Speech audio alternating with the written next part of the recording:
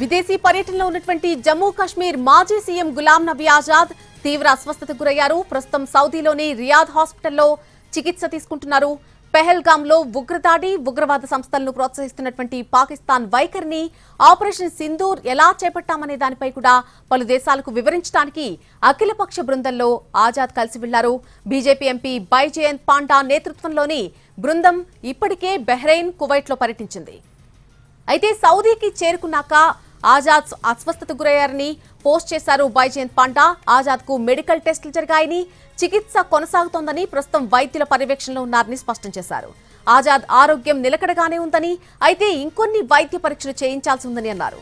Bahrain, Kuwait లో జరిగినటువంటి చర్చల్లో ఆజాద్ కీలక పాత్ర వహించారని, సౌదీ అరేబియా, అల్జీరియా ఈ చర్చల్లో కూడా ఆయన్ను మిస్ అవుతున్నామని పాండా అన్నారు.